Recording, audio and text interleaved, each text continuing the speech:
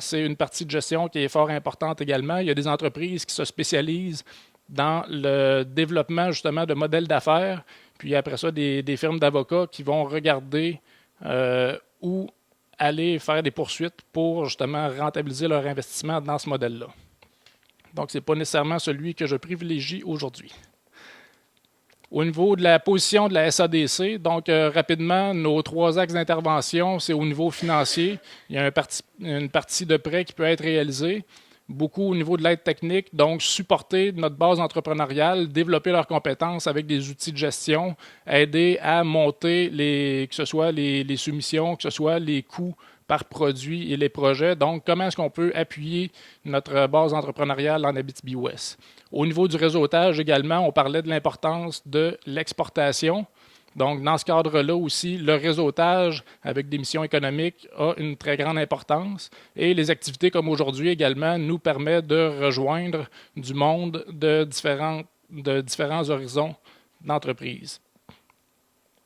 Au niveau des constats et défis, au cours des derniers temps, on a pu constater que les produits se spécialisent, les créneaux deviennent de plus en plus spécialisés et conséquemment, le financement également se spécialise.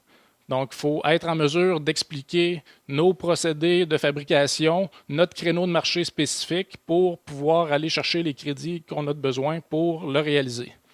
Au niveau de l'Abitibi-Ouest comme tel, avec la crise forestière, on a constaté également un transfert des entreprises qui, avant, offraient des services forestiers, qui ont développé leur expertise et ont réussi un transfert technologique au niveau du manufacturier dans le minier principalement.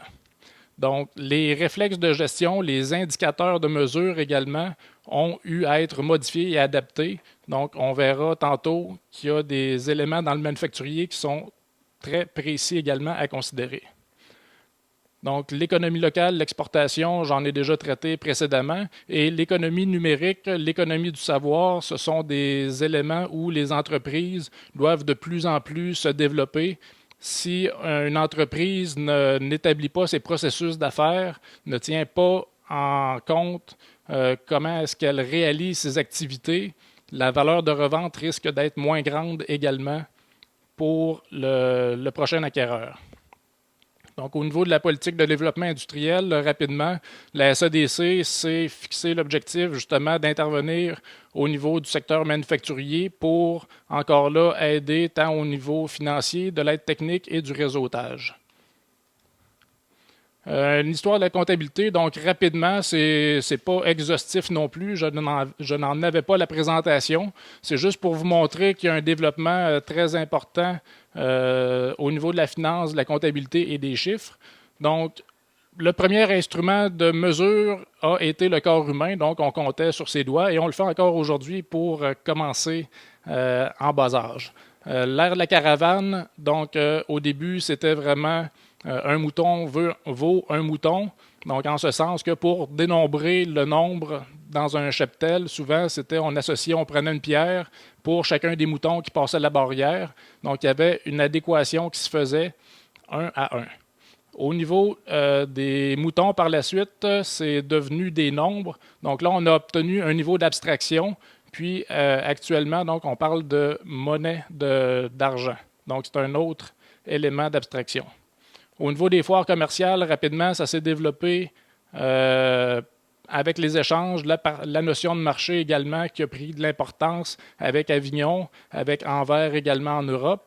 Au niveau de l'ère du commerce maritime, avec les grands commerces au niveau de la Méditerranée, l'arrivée du euro et les chiffres indiens a permis ensuite de calculer l'intérêt. La comptabilité également en double partie est apparue en Italie autour du 14e siècle. Donc, la double partie, c'est encore aujourd'hui la base de la comptabilité. Le transport transocéanique avec la Compagnie des Indes orientales, entre autres. Dans les premières expéditions, c'est qu'une compagnie était formée et la notion de compagnie était vraiment pour une expédition. On achetait des parts dans un bateau qui allait faire un aller-retour, puis la compagnie était dissoute au retour et on se partageait les profits. Au niveau du transport ferroviaire, donc là, ça a été beaucoup au niveau des grands capitaux. Donc, il y a eu des places boursières qui se sont développées par rapport à ça. Et il y a eu également le système bancaire avec la mobilité de l'argent qui s'est développé beaucoup aux États-Unis, entre autres, là, dans ce cadre-là. Maintenant, où on en arrive, c'est avec la révolution industrielle, c'est la comptabilité analytique. Donc, ça, c'est une partie de la part des ingénieurs. Donc, vraiment un détail activité par activité. Et je vous introduis comme ça également l'ère spatiale, où on parle de tout ce qui est les nouvelles technologies également, la rapidité de circulation de l'information, les algorithmes, que ce soit les grandes banques qui vont faire des transactions boursières automatisées, vraiment de façon très rapide. Donc ça, c'est pour l'histoire de la comptabilité. Au niveau des états financiers, donc il y a la triade, état des résultats, budget de caisse et bilan. J'ai laissé faire l'état des bénéfices non répartis. Ensuite, je vais vous présenter la lecture des états financiers et leurs interrelations avant de discuter de la charte comptable puis de son importance. Au niveau de l'état des résultats, donc, c'est que ça permet de déterminer la rentabilité des activités au cours d'une période.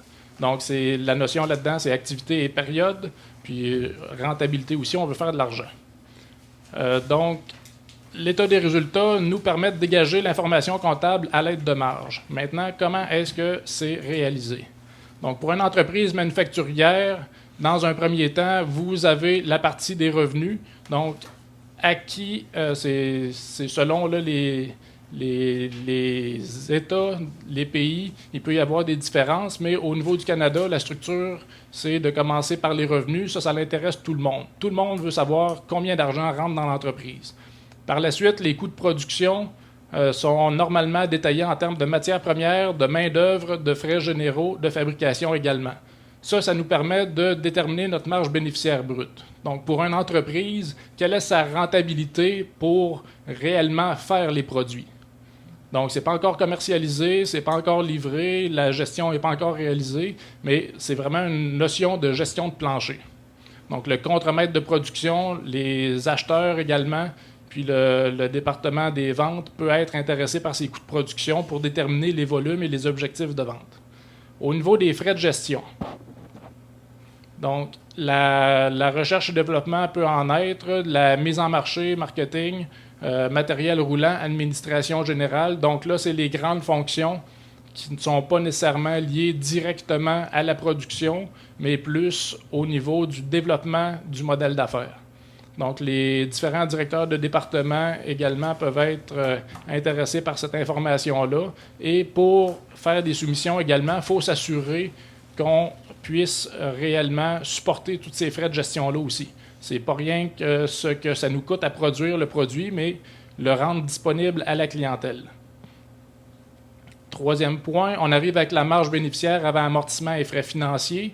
En anglais, souvent, on va utiliser le terme EBITDA pour calculer la capacité de remboursement. Donc, ça, principalement, les financiers vont être très intéressés à cette partie-là. C'est que on vient déterminer est-ce que l'entreprise réalise du profit et si oui, est-ce que les créanciers vont avoir une participation intéressante au rendement qui en est dégagé.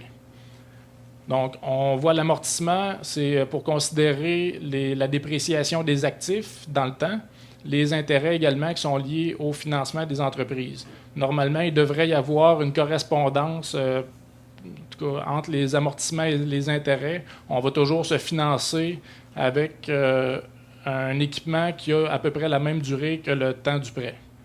La marge bénéficiaire avant impôt, donc là, l'Agence du revenu va être très intéressée à le savoir, ça c'est normal. Et ensuite, les actionnaires également, c'est à partir de là où on va pouvoir déterminer est-ce qu'il y a des dividendes, est-ce qu'on se prend des provisions également pour des projets futurs, comment est-ce qu'on va gérer le surplus de l'activité financière.